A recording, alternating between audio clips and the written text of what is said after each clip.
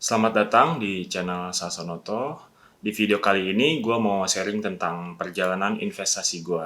Dimulai dari invest di reksadana, terus trading saham, investasi saham, dan balik lagi ke reksadana. Dan ini gue jalanin selama 9 tahun kira-kira.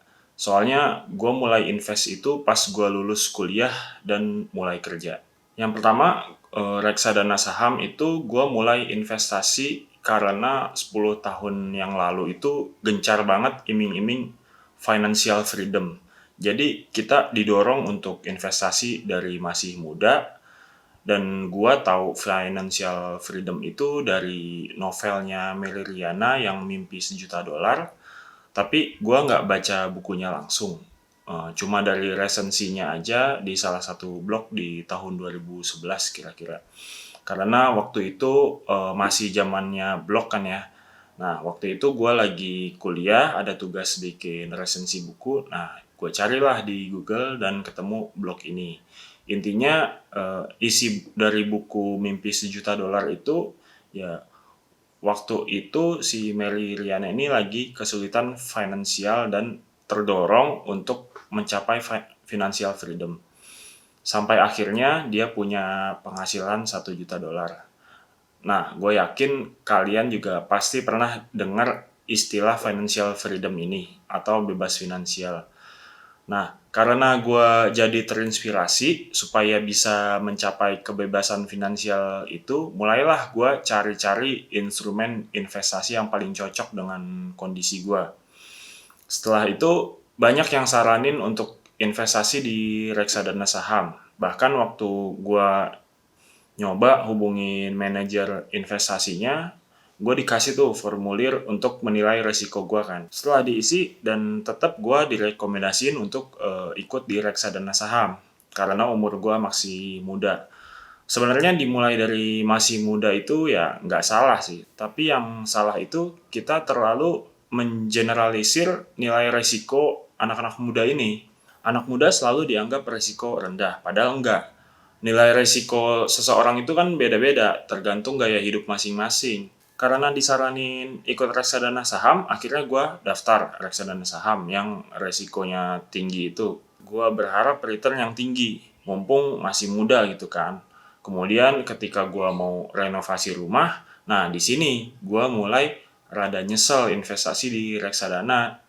Karena reksadana saham itu kan fluktuatif ya, apalagi gue milihnya reksadana saham yang bukan blue chip gitu, jadi lebih fluktuatif lagi karena ngincer return yang tinggi.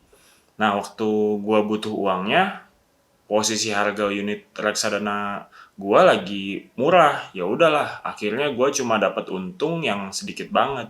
Nah, di sini gue belajar kalau kita mau invest ya kita harus tahu planning keuangan kedepannya kita tuh gimana, kapan uangnya mau dipakai dan berapa banyak. Walaupun usia kita masih muda, kita kan butuh pengeluaran-pengeluaran besar kayak beli rumah atau biaya nikah. Nah, ini juga harus dipertimbangkan. Setelah gue nyobain reksadana saham dan merasa nggak puas dengan performanya, akhirnya gue mau coba trading sendiri.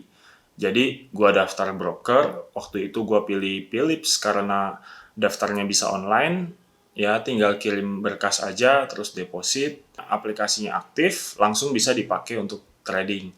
Jadi semua tahapan prosesnya nggak perlu datang langsung. Nah, waktu itu tahun 2015 atau 16 itu belum ada aplikasi startup yang bisa trading gitu lah ya.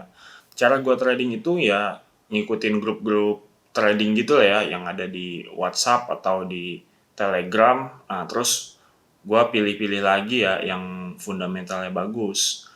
Dengan pakai cara ini ya ada untungnya sih, tapi ya ada juga ruginya. Nah, inilah alasan gue nggak terlalu betah untuk trading, karena trading itu capek ngikutinnya. Kita harus berkorban banyak waktu kalau mau untung, dan setiap hari kita harus research kalau mau untungnya stabil gitu ya. Nah, terus harus bisa juga analisa candlestick supaya tahu kapan timingnya buat masuk dan kapan keluarnya. Nah, itu harus tepat banget ya kalau mau untung maksimal. Nah, gara-gara trading juga gue malah jadi nggak fokus sama aktivitas yang lain. Karena waktu itu gue lagi lanjut kuliah, jadi bukannya merhatiin dosen, gue malah deg-degan gitu kan sambil liatin HP. Nah, kalau kita lihat faktanya juga, misalnya kalau trading itu beneran menguntungkan, seharusnya udah banyak trader yang kaya. Misalnya dari trading kita untungnya itu anggaplah 2% sehari dari modal 1 juta. Nah, kalau hari bursa itu ada 200 hari dalam setahun, nah seharusnya selama setahun itu kita udah punya 52 juta di tahun pertama. Dan di tahun kedua itu udah dapat 2,7 M.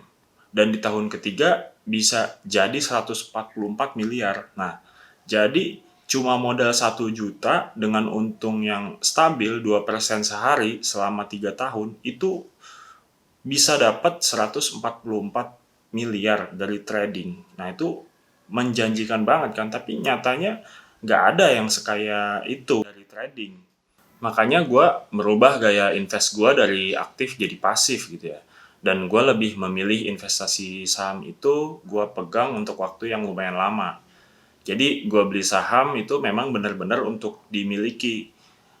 Risetnya memang capek di awal atau paling ya di refresh tahun sekali gitu. Gua investasi saham itu ngikutin tips-tipsnya Benjamin Graham yang ada di bukunya di Intelligent Investor. Jadi gua mencari saham yang fundamentalnya bagus tapi harga pasarannya masih murah. Nah, enaknya investasi saham ini kita jadi lebih santai karena perusahaan yang kita invest itu udah di research kan dan jadi lebih percaya diri dengan pilihan kita sendiri.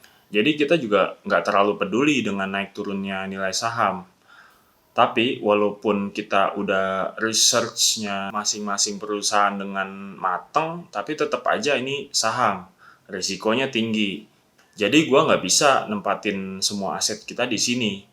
Karena banyak juga yang bisa mempengaruhi pergerakan harganya ya, karena ini kan saham. Jadi gue pernah lagi butuh uang, terpaksa harus jual saham pas harganya lagi murah. Padahal saham itu masih bisa naik lagi. Nah, itulah kenapa gue mulai melirik reksadana pendapatan tetap. Terutama pada saat itu IHSG lagi sideways gitu. Jadi harganya di situ-situ aja. Sedangkan gue lihat reksadana pendapatan tetap itu returnnya stabil 8 sampai dengan 12%. Udah gitu risikonya kan lebih rendah kan dibanding saham. Jadi gue mulai pindahin aset gue sebagian ke reksadana pendapatan tetap. Jadi yang gue pindahin ke reksadana pendapatan tetap itu terutama saham-saham yang lagi over value ya. Jadi gue ambil profitnya terus gue pindahin ke reksadana pendapatan tetap. Nah, untungnya karena sebagian dana yang di saham itu udah gue pindahin ke reksadana pendapatan tetap, pas COVID kemarin, IHSG lagi turun dalam, nah itulah jadi modal gue untuk beli saham-saham yang lagi terdiskon. Jadi gue pindahin lagi lah aset gue yang ada di reksadana ke saham. Karena waktu itu kan lagi terdiskon, jadi lumayan kan. Sampai saat ini gue bolak-balik aja gitu investasi di pendapatan tetap sama investasi saham. Paling ya tinggal rebalancing aja tiap 6 bulan sekali. Nah, ternyata cara gue ini itu juga direkomendasiin di bukunya Benjamin Graham. Dia saranin 50% antara obligasi dan 50% lagi di saham. Jadi dengan begitu kita bisa rebalancing. Misalnya harga saham lagi naik, ya udah kita jual sahamnya dan pindahin dananya ke obligasi. Dan kalau misalnya harga saham lagi turun, kan obligasi lumayan nih, dia tetap pendapatannya. Nah, itu bisa kita jadiin modal untuk beli saham yang terdiskon. Nah, tapi karena beli obligasi itu agak repot, jadi gue pilih alternatif pakai reksadana pendapatan tetap aja yang isinya obligasi. Oke, jadi sekian dulu video gue kali ini. Terima kasih buat kalian yang udah nonton sampai habis. Semoga video ini bermanfaat dan jangan lupa like, komen, dan subscribe channel ini. Terima kasih.